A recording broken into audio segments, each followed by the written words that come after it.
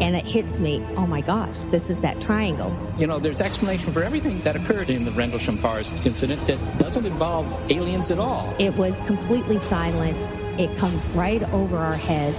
He saw a classic flying saucer really standing in a clearing. He turned over to my father and held his hand, and he looked in his eyes and he said, "We're not alone." Welcome to Podcast UFO for our live show. We're live every Wednesday at 8 p.m. Eastern Standard Time on the Dark Matter Radio Network. Please remember to visit the website podcastufo.com for past episodes, blogs, and forums. During the show, feel free to participate live in our chat room. And don't forget to like us on our very active Facebook page. Hello, everyone. This is Martin Willis, your host, and we have another good one coming at you tonight. Our guest later on is Mark Schwartz from Truth Funders. Before that, we have Alejandro Rojas from Open Minds Radio to talk to us about the latest UFO events. If you want to subscribe to hear the second hour of the podcast, go to getjoyride.com/podcastufo. Don't fret, the link is right on our website. It's in our sidebar. And subscribers pay $1 a month or more only. That's 23 cents a week or more to listen to the second hour of the show. And there's a private link right on iTunes that'll put you right on iTunes and other media players. There's all kinds of cool ways you can connect and listen to the show that way. There's also a studio tab, and I'm probably going to put up a how-to page just because I'm getting a number of email, and you are welcome to email me if you have any issues at martin@podcastufo.com. Well, it's time to thank at least some new subscribers at the $5 a month and higher fees. And by the way, the campaign is going really well. I appreciate everyone supporting, and if you can't support us, I do appreciate you listening. I appreciate every single listener. I'll put it that way. A couple of names out there I want to do a shout-out on is someone who's actually given us some music. You're going to hear some of it later on tonight. Bruce Rainier. Thank you, Bruce. And we have another Bruce, and his name is Bruce F. Now, I'm only going to give the initial of the last name unless you email me at martin@podcastufo.com and say, go ahead and use my full name. And I will shout out the full name if you'd like. And we have a Gabe W., and he is from overseas, I can tell that. And so is Anders J. And then we have a David M. And we have a lot of $1 subscribers. I want to thank you all for that. I mean, we have so many people subscribing that other podcasts that are in the same campaign have been contacting me and asking me what I'm doing, because they're not doing quite as well, and I wish them best of luck. I'm trying to help them out, and I really do appreciate all the nice email and support that we are getting for our shows. I love doing this show, you can probably tell, and I hope to continue doing it. Our website did crash this last week once again. I had it on sort of like its own server, but it was a cloud, and now we had to put it on its own special dedicated server, and this is a gold-plated problem, getting so much traffic that the site just keeps crashing. I am going to be stopping my chatting here and introducing Alejandro Rojas right now. How are you, Alejandro? I am doing pretty well, but extremely busy getting ready for the UFO Congress. Yes, and by the way, guess what I'm purchasing tomorrow? A laser gun. That, and I am purchasing a ticket to come out to the Phoenix area on February 17th. Yeah, sweet. That's awesome. I'm so excited. And what's kind of cool about this year, although I'm a little bit worried about it, there are so many people coming to it that haven't been there before, such as yourself, people I've known and worked with for a while. And then my mom and my sister are going to be there. Hopefully I have time to say hi to everybody. It's such a busy, busy event. But I am excited because I know people will love it because it's a gorgeous venue. And I was, going over our program. We're looking that over, getting that ready to print. And the speakers are just so cool. I mean, we've got Cheryl Costa from New York talking about New York UFOs. Her talk looks cool. James Clarkson worked with MUFON, and He is talking about this amazing witness who worked at Wright-Patterson Air Force Base. We've got Joan Bird, who wrote about UFOs in Montana. Linda Zimmerman, who wrote about Hudson Valley UFOs and did a film on it. Just these amazing people that some people might not have heard of before. And if you haven't had these people on your show, you've got to, because they're great. But just have done some excellent work that people are going to love. I was just talking about Joan Bird, the last podcast I did with Dr. Artie Clark. Sig Skiller, yeah. Yep, and because they're good friends, and Joan was going to be on the show, and her email vaporized, so hopefully she will be on the show. We can talk about that later, and I can get her on prior to being out there, and, talk a little bit about what she's going to talk about out there. A little more extra promotion. But anyway, I'm really looking forward to it, and I really would like to do some type of round robin live during the live spot on this show right from there. And I'm going to be talking to you, offline, of course, trying to see if I can make that happen. Sounds like it would be a lot of fun and interesting. That would be excellent and excellent. I'm going to do another podcast on location. And I'm just kind of, and I'm going to do it live, of course, live on the radio. But I just wanted to kind of give the listener throw that out there, that toward the end of this month, or just like in 2 weeks or so, or possibly a little bit later, I'm going to be traveling down to the Baltimore area and doing a live podcast with a really interesting gentleman with some amazing things that he's going to be showing me. So interesting that I decided I'm just going to do the podcast right with him right there. That'll be fun. Yeah, that'll be a lot of fun. Sweet. All right, so now we plugged you, we plugged me, we're all set to do the news. Yeah. Okay. Now that we've plugged everybody and been all nice, I'm going to give you some crap for something you did today. You posted a Facebook story that is our story, and you didn't post us, but it's not necessarily your fault. Partially. Well, it is very much your fault, actually. So there's the Project Blue Book files went online. John Greenwald posted those. They're all free in PDF format. They're searchable. I wrote a story about it because I'm so happy with what John Greenwald did here. Funny enough, which is really cool, the Daily Mail picked it up, and they linked to us and gave us credit, which is great. But then a bunch of other news sources now have picked up the Daily Mail story, and they've kind of dropped us, so they're not even mentioning us. But they are mentioning John Greenwald and putting a link to the Black Vault, which is good because that's the whole point of this. But you posted one of these copycat stories, I think, from the Mirror, who dropped us, and so... Well, you could have got it from the source. Yes, and I have good. She's listening right now. I know she is. Peggy. Peggy's the one who. Peggy's great. She is great, and she works really hard at the Facebook. You're page. passing the buck. I am, but I'm also going to say this: that Peggy would never mean to do any harm, so it's just totally an oversight. I think Peggy could do some harm. She seems like a person who is able to take care of and handle herself. Absolutely. And I wouldn't want to mess with her. She seems like, yes, she could do harm to someone if she got upset enough. That's my Peggy. Yes. Yeah.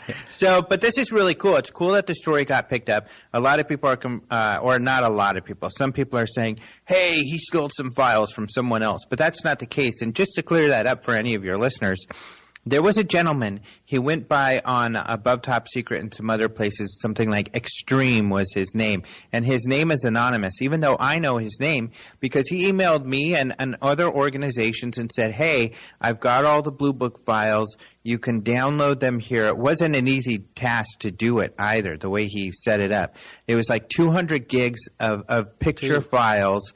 It took 2 days for me to download. And he's like, please post this. But that's not easy. People don't understand. Just because you have those files, it's extremely difficult to then get those on your server, to host them online, and then format them. You're talking about thousands of files, so you got to create thousands of links to get those up there.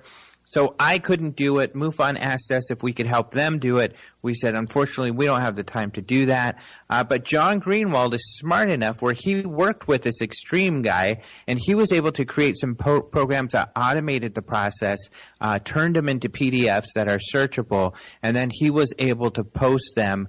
And it's awesome that he did that, and he had to know how to do that. So Wow. He didn't steal these from the extreme guy. He actually worked with that guy to get them up on his site. That guy has I won't use his real name because he's wanted to remain anonymous.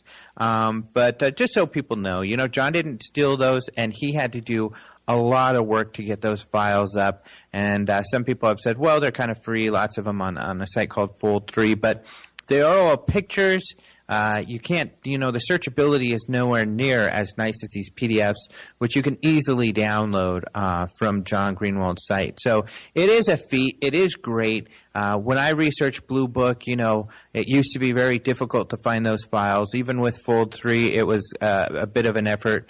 And I had to pay to get access to download those at Fold3 when I first went on there. Now they offer them for free. But if I had the Greenwald database, I would, and even though I have them on a hard drive that I schlep around, I'm actually just going to use John Greenwald's site from here on out to access those because it's been difficult to get to all of the Blue Book files prior to this. So I think it's a big deal. I'm glad these other stories have picked it up and are running with it as well. I think it's absolutely great, and that website Above Top Secret gets traffic like you can't believe, and this is only going to it's going to excel, even higher.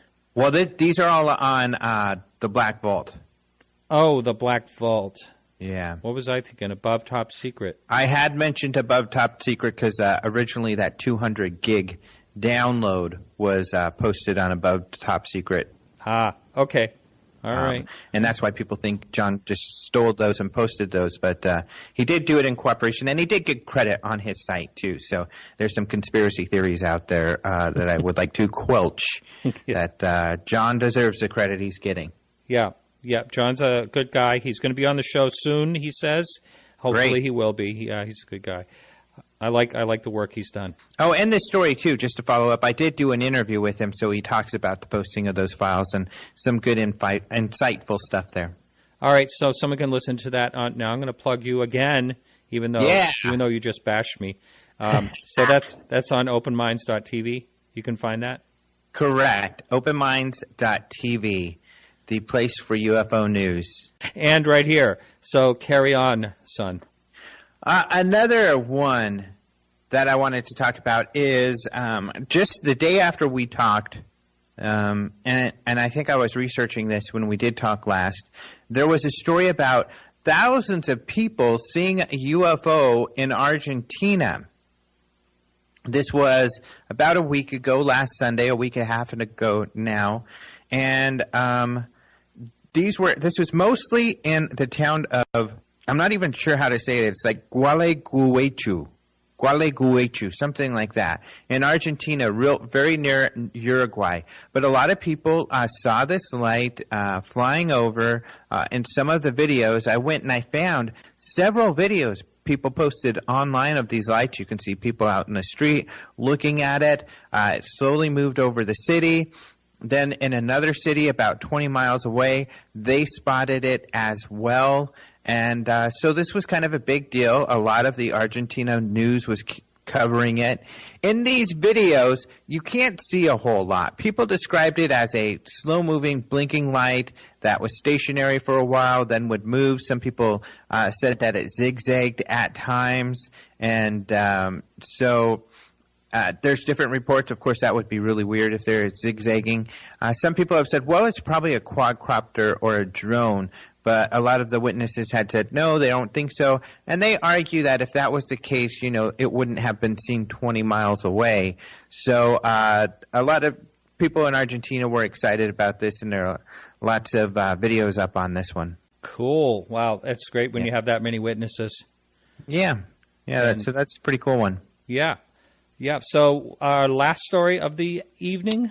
The last one is for our UK listeners. Again, some of them may be aware of it because it's starting to get all over their news out there in the UK. But one of their stories, one of their papers, The Chronicle, had posted this story about a UFO over the town of Tinnemouth. And this was Monday. The video was, or the UFO was recorded. But essentially this gentleman, who's a venture capitalist, I believe, was going outside to walk his dog at about 11:30, and he saw an unusual light. He said it wasn't, he's used to the planes, it was moving like a plane, it was different colors, and he thought it was really weird. He videotaped it and posted that video, and so the story's getting out there. And this isn't just a UFO sighting story, it's also a story to watch out. Because this video, the gentleman said, I recorded it, and it looks like a pulsating light that's pulsating different colors and is diamond shaped. However, some of you may be aware, but there are lots of diamond-shaped UFO videos on the internet, but that is not the UFO's shape. What that is the aperture in the camera. What happens is if you have a bright point of light in the sky and you get it out of focus, it'll turn whatever shape the aperture is. And most apertures are diamond shaped, so you're going to see that diamond shape. So unfortunately, this is not an accurate representation of what that craft looks like. Also, often it can look like it's changing colors because of the atmosphere. However, when you do watch this video, you can see that there's something pulsating there, but of course that could be a plane light. So the video isn't conclusive that it's not a plane, but something was there. So really, in this case, you have to rely on the witness testimony. In that, he says, it wasn't a plane, that it was something different than that. But of course, then it's just anecdotal. But people can go look at that, and that's a story that's in the UK news today. Well, you also, every once in a while, you hear about these diamond-shaped crafts that people actually see. Like, for instance, I believe Cash Landrum case. I believe that was Cash Landrum. True, and it was more of a taller diamond shape. So that's a good point. That doesn't mean that people haven't seen diamond-shaped craft, but this story all day has made it going over and over in my head is shine bright like a diamond, shine bright like a diamond. But now I've got that stuck in your listener's head as well. Yeah, and mine. Thanks a lot, buddy. Hey, we'll be talking to you next week. All right, awesome. Thanks, man. My pleasure. And so hang in there, and we'll be right back with Mark Schwartz. This music is by Bruce Rainier.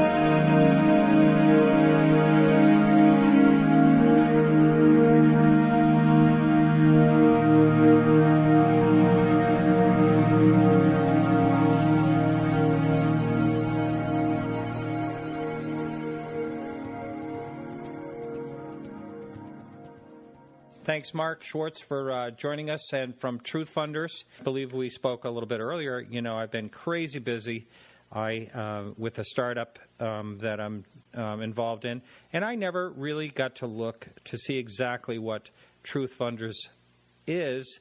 So the listening audience out there, and I are going to all find out together. And by the way, if you're listening live in the Dark Matter Radio Network, you can jump over to podcastufo.com into the chat room. It's a real quick, easy sign-in. You can ask our guests some questions.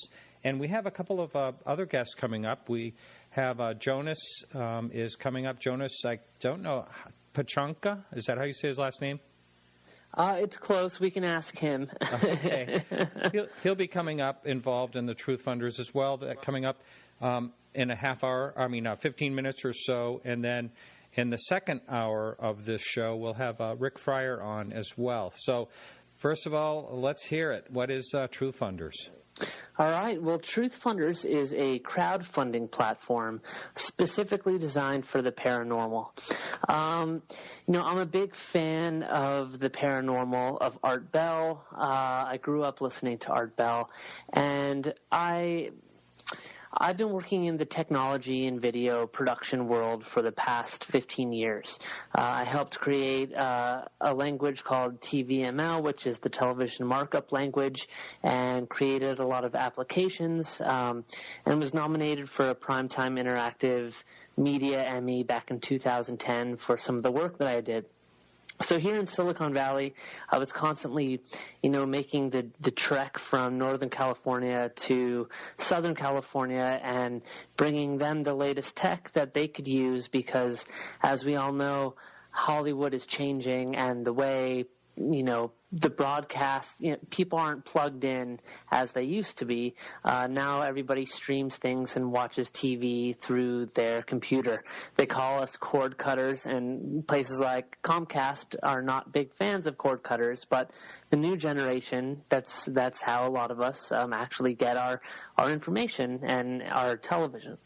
So, while I was doing this and while I've been working on all these different projects and social media projects and video projects, while I code all day and while I work all day long, I listen to old Art Bell podcasts, and that led me to new podcasts that are out there. You can only get so much of the old before you need to know what's new and what's happening and what's going on. So I started listening to things like, Dark Matter Radio Network, a lot of other different podcasts, a lot of other different paranormal podcasts, and something that I heard all the time was that people needed funding. They needed funding for their projects to test, Bigfoot DNA or to test DNA from potential extraterrestrial DNA. And so out of this, I started thinking about, places like Kickstarter that are out there. And what crowdfunding is where you have a project and you put it online and you say, hey, I need $10,000, I need $5,000 in order to get this project up and running. That project could be a book, it could be a documentary, it can be all sorts of things. But what happens is that if you're really into UFOs and trying to create a UFO documentary and you put it on a place like one of these bigger sites, it gets lost in the shuffle. There are so many projects that are on these sites, and a lot of the people that are going to some of those bigger crowdfunding sites aren't really looking for paranormal projects. And if they are looking for them, they're very difficult to find. So what I started doing was thinking about this idea of crowdfunding and creating a specific niche specifically for the paranormal so people could get that type of money that they need for research, for documentaries, for their conspiracy theories, for ufology, anything that has to do with the paranormal, they can put their project there. It's a safe place. And also for other people that do podcasts, they could get their news from Truth Funders and see what some of the latest projects that people out there in the world are actually creating and doing in order to seek the truth. And so that was the beginning and the conceptualization for Truth Funders. And how is it going so far? Well, we launched about a week and a half or 2 weeks ago. We did our initial launch, and so we just have a couple of projects on right now. We have about 6 projects that are up. We have 20 projects in our arsenal, and we are releasing them slowly, sort of every day or two. There's a new project that shows up on the site, and it's word of mouth. We've sponsored Jimmy Church's show, Fade to Black, so that's helped to open the doors to let people know that we're out there. And not only that, but through social media. We have a lot of so our team is there's 8 of us. There's 4 of us based here in the United States, and then there's 4 of us in the UK working, the night shift where we can't stay up all night working here in California. So the late shift goes to the people over in the UK. And so it's going slowly. We've actually had an enormous amount of traffic to the site. So that we've had in the 2 weeks that we've been open, we've had about 4,000 people visit the site, which is fantastic. I mean, that's great. But as far as donations and people donating to projects, that's been a little bit. But just to be honest, it's been a little bit slower. And I think people need to begin to trust it and need to begin to understand it, what's out there. And also I think that once we have several hundred projects on the site, that's going to change because people can look and search on Truth Funders through, a lot of these other crowdfunding platforms. You look for movies and you click on movie, and then there's hundreds of thousands of different projects of movies that people are trying to have people donate to. Whereas on our site, you can click on Bigfoot or UFO or alien abduction, and then it's not so much by movie, but it's by category. So, if there's someone trying to fund a book on alien abduction, they would find it under the category of alien abduction. They could also find movies that are there. So it's more in tune to the search of what people like in this specific genre. Now, how we got together was Richard Cutting. Yes. From Milgram and the Fast Walkers. He said he had conversations with you, thought you'd make a good guest. He's a great guy. I always enjoy talking to him.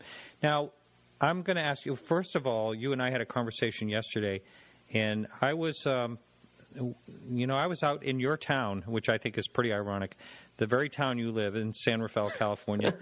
I live there, and you know exactly when I told you where I lived in these different places, and nice and warm out there. It's freezing back here. But I want to ask you, what started you on this path, the interest of the paranormal in general and UFOs, if you can touch on that topic as well. Absolutely. Well, so my dad is a geologist. He works for the United States Geological Survey. And so science has been something that has really been very big in my family and my life, since I was a child. My dad's a big sci-fi fan. I became obsessed with aliens when I was, 7 or 8 years old. There was an original Time Life series books, and I don't know if you remember these books, but they would have this commercial, and it would say, 3 men were lost in the middle of the forest. One of them suddenly started floating into the sky towards a spaceship. Like, what happened? Find out in the Time Life Mysteries of the Unknown. And this was something that just captured me. I had my parents, I begged them to order these books for me. I started there's always been a connection, and I'm not exactly sure what that connection is, but I'm finding out more and more as I get older what that connection is. And I don't know if I should necessarily go into it right now on the podcast, but I've had some experiences. Back in 2007, I was actually in downtown Walnut Creek, California, which is close to San Rafael, and I was getting out of my car, going to Kinko's just to fax some papers and make some copies for the business that I was working at then, and literally got out of my car, looked up into the sky, and I had my first UFO sighting in the middle of the day. And I was just astonished. It was right before the iPhone came out, so you couldn't take pictures. I had a flip phone. I couldn't, it wasn't worth it. In my mind, it was like, just look at this, stare at this, enjoy this experience. Don't try to capture it on your phone because you're not going to get that picture. But that was something that really just, made me a believer. And then from that moment on, I started to have dreams, and the dreams just kept coming. And I had these dreams when I was a child as well. There were these dreams that continuation dreams, where I was fighting a war. And I was in a war, and I was helping people. It was an interplanetary war. And without saying all of this stuff to make me sound, totally bizarre and insane, these were these dreams that continued to grow and move forward as I got older. In fact, I was spending the night at this girl's house for the first time ever. It was like the first night I had spent at her house. She had 3 roommates, and it just happened to be the night that I was sleeping there. I had this dream where forever the UFO was chasing me in all the previous dreams I had. But in this particular dream, the UFO came and the light beam came down from the UFO and sucked me up. And I screamed. I stood out of bed, and I just stood there screaming, "Ah!" at the top of my lungs. And I frightened this poor girl that she had invited me to spend the night. She's like, "What?" And her roommates come running in, and it was just it was laughable, I guess, at the moment, but I was dripping in sweat. And I've had these experiences, and they've been a part of me for my life. And so this is something that I felt that I wanted to give back to the community. I really feel that Truth Funders is a way to give back to the community, and for our community to have a place to safely put our projects there without them being mocked by the rest of the world or shunned by, some of the bigger crowdfunding platforms, and to actually have a place for us to trust and for the believers to help fund the people believing and actually getting off their butts and doing something and creating a project and trying to do something good and different in this world. Wow. Yeah, that's very good. So we're ready to connect with Jonas, but I just wanted to ask you, how'd that relationship turn out? It didn't. Shortly thereafter, didn't have anything to do with that particular, instance. But I'm happily engaged now to a wonderful woman, and she has stood by me while I've gone on this venture of creating Truth Funders, and it's been, she's been right there with me the whole time. In fact, she was the one who came up with the name Truth Funders after my business partner and I were trying to tackle a proper name for so long. So when you have someone there who doesn't quite necessarily understand but supports, that's a beautiful thing. It really is. Okay, let's give Jonas a try. All righty. Yeah. Go ahead. Just real quickly, I heard just a slight bit of feedback. Just a second. Do you have earplugs in? I mean, earphones in? I do. Yes. Okay. All right. Very good. Jonas, are you there? Yes, sir, I am. How are you tonight? Very good. And Jonas, can you pronounce your last name? Because I think I kind of butchered it. You did not. You nailed it. Kachanka is my last name. Excellent job. Okay, very good. And you're in New York? I am. Long Island, New York. All right. So you're on. You're in Eastern Standard Time. And let's talk about. I love the title of your book, OMG UFOs. So let's talk about your book and how this relates to the Truth Funders. Well, thank you so much, and I just want to say it's a pleasure for you having me on. I'm very excited to be here, and I'd also like to thank Mark for acting as my benefactor with this project. It's incredibly difficult to gain momentum with something like this. And, whether or not the gum-chewing public likes it, ufology is becoming more and more of an established science, and it's slowly penetrating the mainstream media. And as we look across the spectrum that transcends media that's available for young adults today, and by young adults, I mean anywhere from 10 years old all the way up to 18 years old, obviously depending upon the maturity level, what's out there for them in terms of ufology? Of course, we have shows like Ancient Aliens, and H2, I think, has been instrumental in our cause, in as much as it exposes the public to ufology, but in a very shallow sense. And when young adults want to go beyond the television and really go in depth, there's not much out there for them. There are books that are very deep and probably wouldn't hold the attention span of most adults that I know, to be honest with you, let alone a young adult.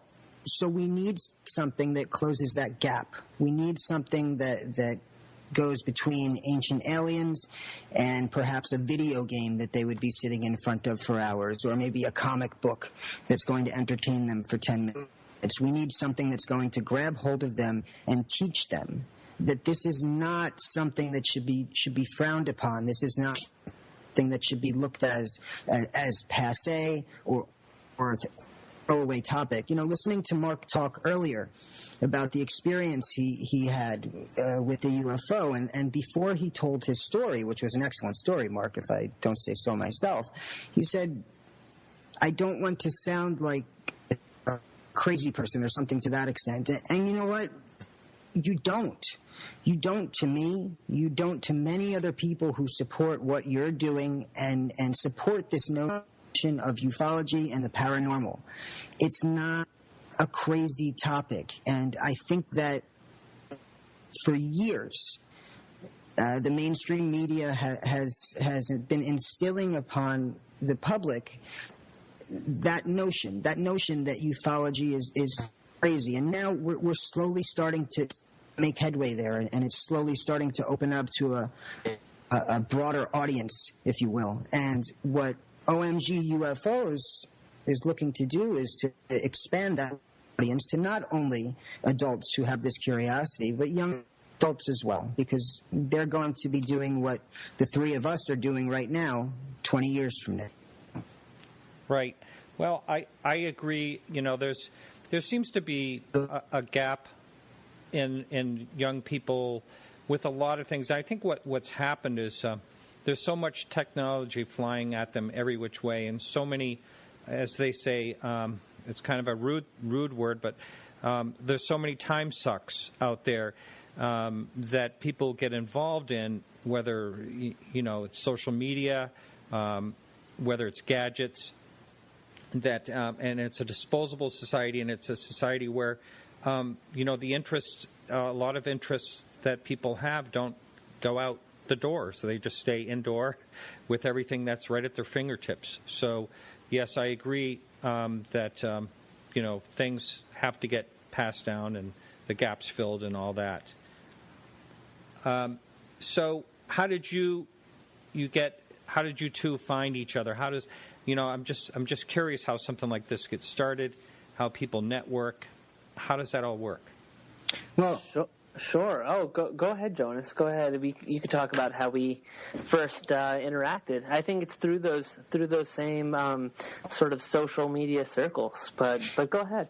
Absolutely. There's a fantastic radio show that follows yours, Martin, on Dark Matter Radio Network. That's Fade to Black with Jimmy Church, and he's created a social media and Twitter, known as the Sandbox to its followers. And I've been working with Jimmy for a while now as a producer, low level, helping book guests on the show, and of course interacting in the Sandbox.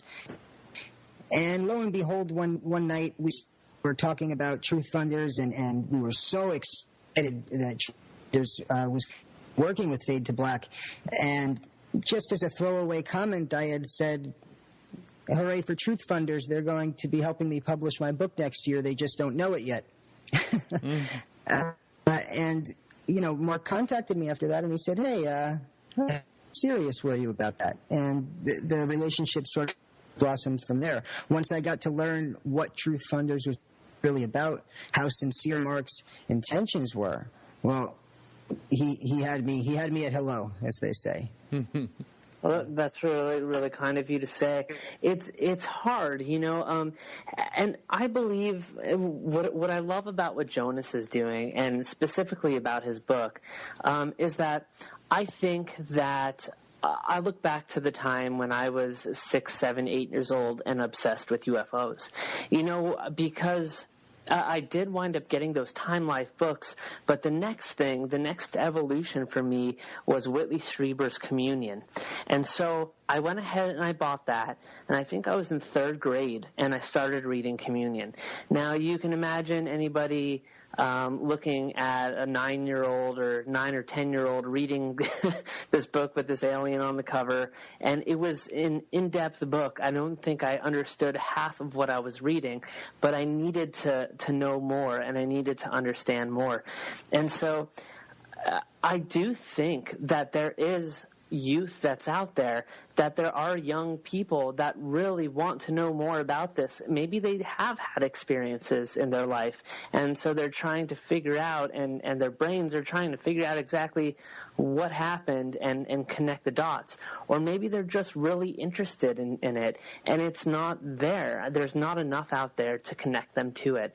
A lot of it is the lore, which I love this stuff as well, but knowing about secret military bases and UFO flyovers that happen, and getting down into the nitty gritty that some of the stuff that we cover on a lot of podcasts has to offer, that's great. But for being 8, 9, 10, 11, 12, 13, 14, 15, sometimes that can be a little bit over the head or a little overwhelming. And so to ease into that and to start understanding that there really is something happening, there really is something that we can't explain that's going on out there. I support that project 100%.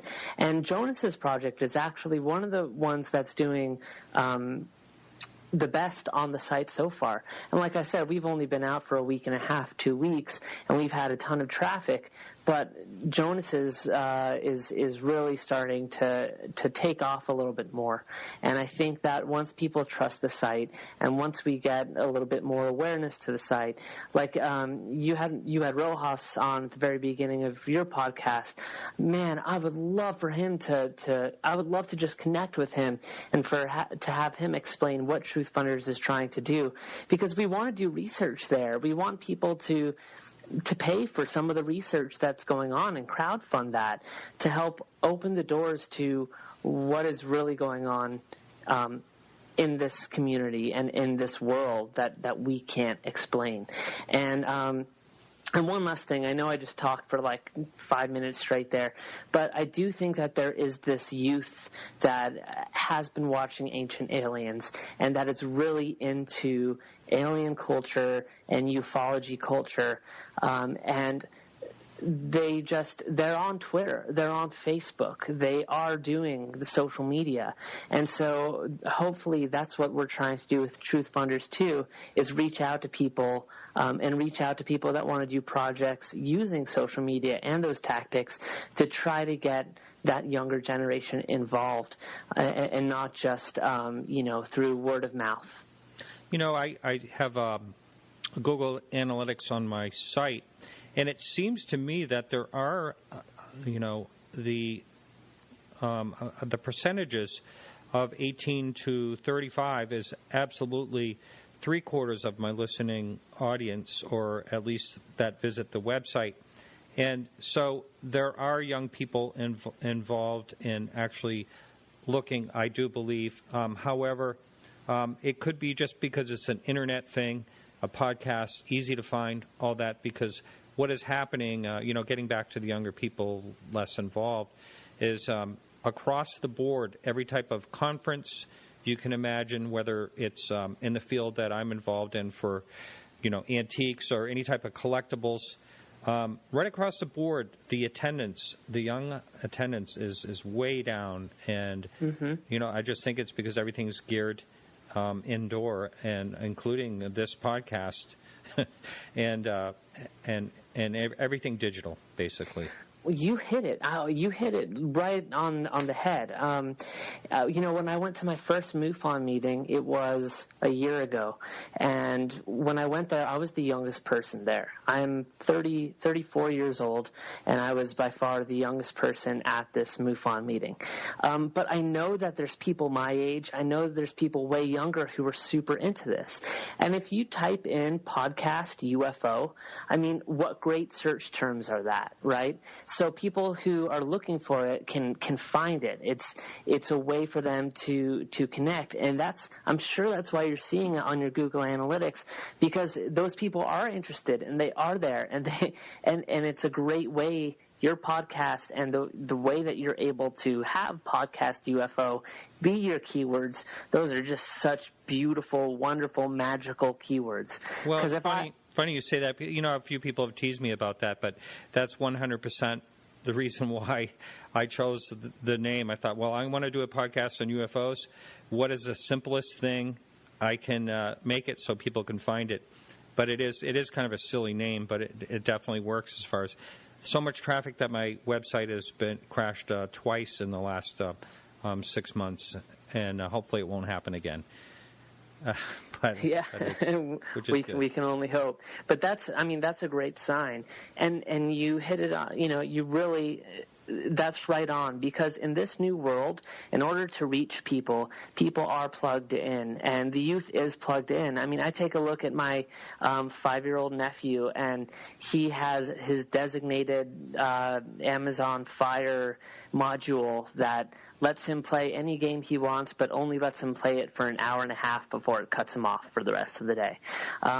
People are plugged in. If you walk outside on the streets, when we were kids, we'd be outside playing baseball or skateboarding or doing these things. And it's not like you don't see that. It's not like it's not happening still. But for the most part, I would say there's a much smaller majority of that happening, and what we're seeing is people on the computers or playing video games and doing that. And those are the people that we want to reach and say, like, hey, it's okay.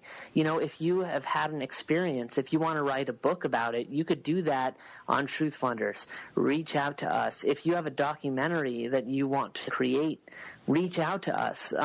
There's people out there that, they work their day jobs, they come home, they're looking for the next news or something to be a part of. They might not go to the conferences, because conferences could be scary. You don't know a lot of people. It is an older generation. So if we can get this younger generation involved somehow, and maybe that is going to a conference, but if it's not, the next best thing is something like a Truth Funders or a podcast UFO, where people can be involved and feel free to do it in that way. Mm-hmm. Mm-hmm. Now, gentlemen, I'm sorry. Yeah, I just wanted to add this briefly. I'm a father of 3, and while my oldest, my 17-year-old daughter, probably wouldn't notice a UFO unless it landed on my house and Bruno Mars stepped out of it, my 10-year-old son, Julian, is incredibly fascinated with ufology. He'll sit and watch shows like Ancient Aliens with me. He tells me he discusses it with his friends at school. The other day, he came up to me. It was such a proud moment. He said, "Dad, what's Kecksburg?" And I said, "Oh, my goodness." And we sat and had a conversation about Kecksburg. We've bought a telescope, and we've got him going outside, and we look at the stars. Obviously not tonight. It's 17 degrees, but when it's a bit warmer outside, you bet we're out there, we're looking at the stars. Kids want to get involved with this, and I think maybe it was maybe not, but the exposure that UFOs have gotten in mainstream media, even if it's in mediums like movies where it's an Independence Day or it's a Men in Black and there's a slightly comedic twist to it, still raising those questions. And Absolutely. I think that it is, excuse me, more or less intrinsic for us as human beings to have a relationship with the sky, to look up and say, what's up there? What am I doing here? Now, perhaps I was a strange child. Well, I know I was a strange child, but I asked a question. I know that there were other children that asked that question, and I think that that relationship with the stars was severed. Whether it was severed on purpose or not, I can't attest to that, but I will say that there's some time ago, probably within the 1900s, and I do think, Martin, that what you say about technology is spot on accurate. Our connection to the heavens has been interrupted. It's been terminated to a certain degree, and it shows like Podcast UFO. It's organizations like Truth Funders that are gonna get that connection reunited, so that, again, the generation of tomorrow won't struggle the way that we struggle when it comes to expressing ourselves on topics like ufology, like well, it doesn't matter whether we're talking about Bigfoot or we're talking about Greys. There's a certain stigma that's attached to us, whereas people are ready to jump out and scream tinfoil hats. We're nuts. There's something wrong with us because we're fascinated with this. No. There's nothing wrong with us. This is as natural as trees in a meadow or fish swimming in a brook. There are extraterrestrials. I have no problem saying that, and I think that anybody who can't acknowledge the fact that there has to be something beyond this planet has serious issues. Either that or they've been brainwashed. I don't know. But I really hope that again, my book and my project, as well as some of the other projects that are on Truth Funders, they can really help expose what it is that is a passion of us to that much more of a segment of the population. Even if we get one more person, we grow that much stronger. Yeah. Hey, just to let you know, there's some type of signal issue. You've been cutting in and out a little bit, and I don't know if there's a Wi-Fi issue or something like that there. I just want to let you know that. And so, Jonas, before you head out, you're going to be on just a few more minutes. Let's see, what started you down the path of the interest in this? And have you written books or any type of book before, or is this the first one? This will be my first book. I have a bunch of projects that are on hold at the moment because of this one. I've written blog posts here and there. It's always been something that I wanted to do, but I have to say, as Mark said earlier, and I'm hoping that the connection is better now, I did not know how to begin. And so I didn't think it was possible in terms of funding. And what Truth Funders has done for me personally is giving me an opportunity to down and write this book and get it out there to people so I could get some sort of momentum. Because without it, I was lost. I really didn't know where to begin. I had the idea. I know that I had other ideas, and we've spoken about those as well. I just didn't know how to begin. It's a formidable task for somebody who doesn't have exposure. While I've written before, writing on this topic is rather unique. You can't approach just any there with a topic like ufology. They're going to look at it with a bit of a cant view, as I said earlier. Yeah, we have a bad signal on your line as well. So I think I'm going to say that will probably be it for you. Do you have a website or anything you want to get out there? Yeah, I'd like everybody to go to truthfunders.com. And if you don't support my project, support any project, and tell your friends about it because it's a great site. Mark, thank you so much for having me on. I really appreciate the opportunity. You're very welcome. Thank you, Jonas. I appreciate it. Thanks for coming on. You guys have a great night. Thanks so much. Thank you. All right, so let me just do something here. Okay, here we go. And so we're back with just you, Mark. All right. And that sounds better. That signal's much better now. And yeah. So, Mark, we have about five or 6 minutes to the top of the hour, and there was a question here. If you don't mind, I'm going to ask you this question. Please. For the first speaker, he sounds like he feels he's a contactee. Is that so, or is that just what someone is speculating? I couldn't quite answer that. I feel that probably deep down, yes. Is there proof? No. But I've definitely just been really, really intrigued and fascinated with UFOs and aliens for as long as I can remember. In fact, it was just last week. I think it was last Monday.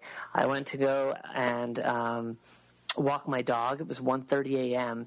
and I walk outside, take 3 steps, and I look up and I see for the second time of my life, I see 3 lights. I mean, really big lights, very close, half a mile away, that are never there ever. I ran back inside. I grabbed my phone. I wound up going back, and the lights were still there. It's a little bit further away. I wound up snapping 6 pictures and throwing them on Twitter instantly, just like boom, boom, boom, boom, from being there until it disappeared. Have I been contacted? I don't know. I don't know if there's something about the cover of Whitley Strieber's book that struck me as a child that I felt that I needed to read it. I don't have an answer one way or another. But I have had dreams, and it's been something that stuck with me, and enough to go ahead and create a platform for people to create projects to try to figure out the truth. Mm-hmm. It's funny. I had a conversation with my son a few weeks ago, and I thought I had my second sighting, but I said to him, I'm not even going to talk about it. And the reason I'm not going to talk about it is because it would seem the first one was unreal to have, first of all, and the second one, I don't even want to talk about it because I'm afraid that I might lose a little bit of credibility. Being the host of the show, because a lot of times when people say, they had this sighting, they had that sighting, and they have so many sightings, you start to think, right. Maybe I'm Absolutely. overthinking it, but you can't get it out of me. I'm not going to talk about it. Right. I mean, and that's how I feel too. It's the one sighting I talked about with particular people, just some people here and there. The one that happened in Walnut Creek, California, and I had researched that. I mean, for years I would go online and research the date and look for it and see if anything else happened, if anybody else saw anything. That was clear as day. That was during the day. This other one was, just a week ago, and it was after I've started this Truth Funder stuff. There's been a couple of weird, wacky things that have happened since the conception of this, and it was started with my business partner. He, used to work at sort of a bigwig at AOL Time Warner. He's created 3 other businesses, all that have done really well and sold. I have a very legitimate past, like I said earlier, being nominated for some prestigious awards. It's kind of strange to come out and talk about all of this stuff, but for what I'm doing, and creating right here, Truth Funders, it's a necessity to kind of talk about things that happen. I mean, there's people that I'm sure have seen ghosts, have seen strange lights in the sky that will not admit to it or will not talk about it. I don't think that, the more that we keep it to ourselves, the more it just remains taboo. And, if what I saw in the sky the other night was not a UFO or some strange object, then it wasn't. And that's great. And that's fine. I don't care if something is real or not, as long as there's proof and there's truth. Like with the underwater Malibu base with Jimmy. I'm sure you've heard about that. They discovered that through Google Maps. Whether or not, if we're ever able to go down there and discover it, and let's say it is a UFO base, well, heck, we just nailed the jackpot. But let's say it's not a UFO base and it's rock formations. Well, you know what? Now we know that, and now we know the truth, and that's all that I care about. And I think that's what we all care about is finding out the answers to these items, like what's real, what's not, and it doesn't have to be X-Files music playing before, when you're watching the news and they're talking about a sighting that 10 different people saw, and so it's actually making the news, and then they play the UFO or the X-Files music just to kind of make it campy. It doesn't have to be that way. It can just be people explaining what they see, or talking about what they see or what they've experienced. It shouldn't be taboo. Well, getting back to the Malibu underwater thing, I had a conversation with Jimmy Church. With Lee Spiegel about that. And he found out some geological information about that and was due to go on Jimmy Church's show, and then Jimmy Church did not call him. So I think that has been explained, but that's, like you said, that's just another one of the things that people are looking to find answers for. Just real quick, because we're at the top of the hour, did you? I'm going to admit that I didn't report what I saw recently. I just didn't, and I just wondered, and shame on me. And I wondered, did you report either one of your sightings? I reported it on Twitter, but did I record it on a MUFON site? I did not. Yeah, just wondering. And it just kind of goes along with what I've seen in audiences when the question's asked. How many people think they've seen a UFO? The hands go up. How many people reported it? It's about 10%. Right. So I think that's kind of a fascinating number, and I understand it. All right, so we're coming up. This is it for this part of the show, and if you're listening live, hang in here. I have to do all kinds of things at once here. Yeah, and I think just if I could say real quick, I think Jimmy and Lee they wound up working out all the difference whatever happened. I think there was they had a show together and all that stuff worked out, so that was good. But that part I didn't know. I did not know that part. So yeah.